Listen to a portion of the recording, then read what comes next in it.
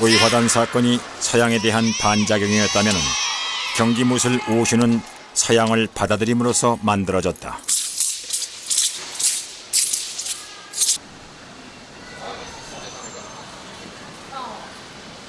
의화단 사건이 실패로 돌아간 후에도 무술을 통해 나라를 지키려는 움직임은 계속됐다.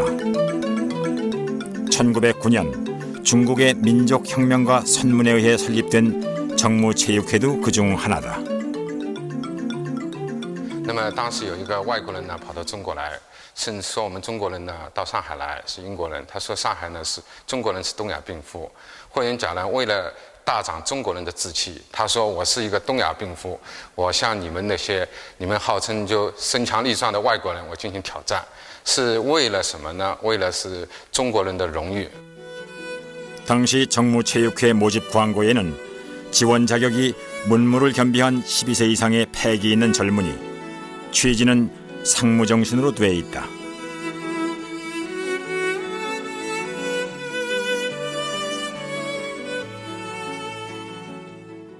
한편 정무체육회는 축구, 농구, 탁구, 권투는 물론 당구와 헬스 같은 서양 스포츠도 적극적으로 받아들였다.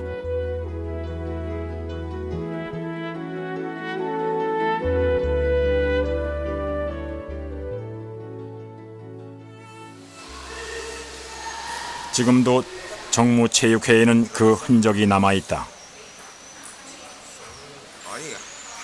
하지만 정무체육회에서 가장 우선시했던 것은 중국의 전통과 자존심이었다.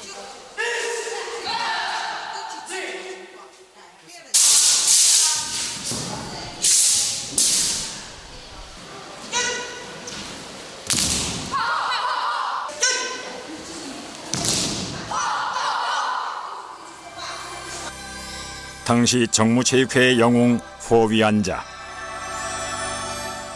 강호에서 두루 무술을 연마한 그는 무술 시합에서 서양인들을 잇따라 물리쳐 이름을 날렸다.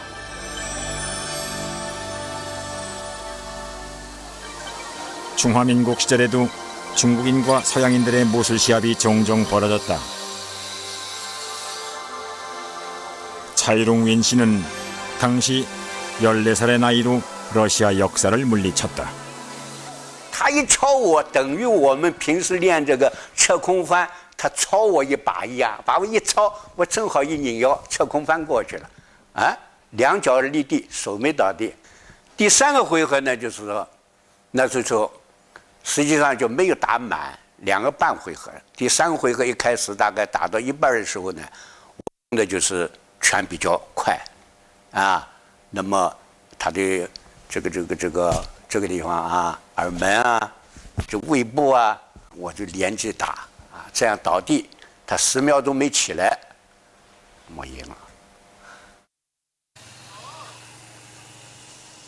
1949년 사회주의 혁명 이후 중국 무술계는 큰 변화를 맞는다. 중국 정부는 경기 무술을 본격적으로 정비해 나간다. 1952년 설립된 상해체육대학은 중국에서 가장 먼저 근대 스포츠 교육이 시작된 곳 중에 하나다.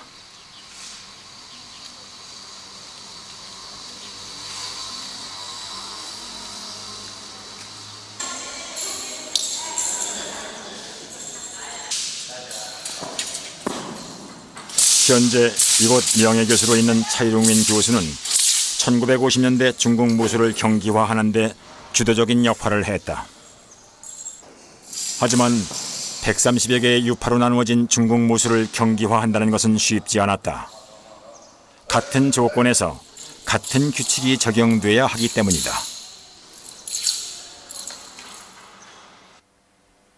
练我现在的确是不好办，还是有个问题的。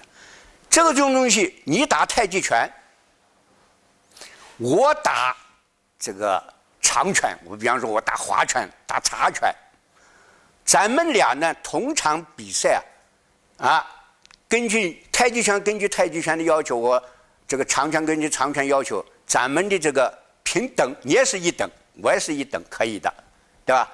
如果说我们俩谁是第一，怎么比啊？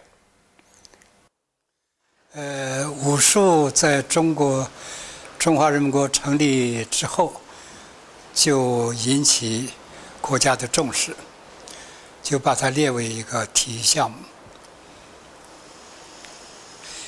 1953年，还组织了一个民族体育运动会在天津，这就有100多个拳种吧参加比赛表演，所以一开始就引起很大重视。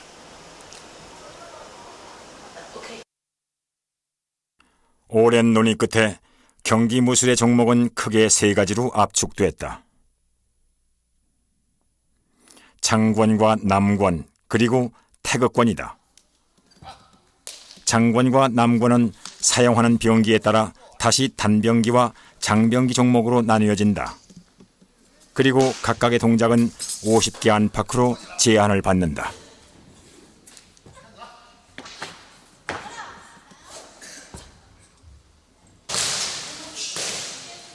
그리고 80년대 들어 우슈에는 자유되는 경기인 산타가 추가됐다.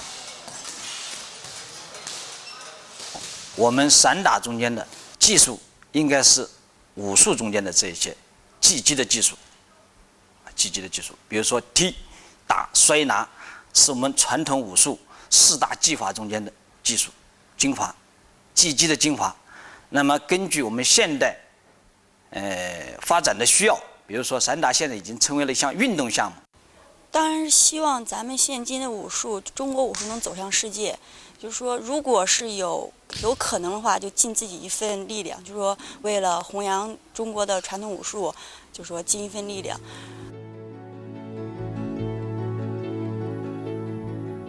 현재 우슈는 중국 정부의 전폭적인 지원을 받고 있다. 과연 우슈는 경제 대국으로 부상하고 있는 중국의 또 다른 무기가 될 수 있을까?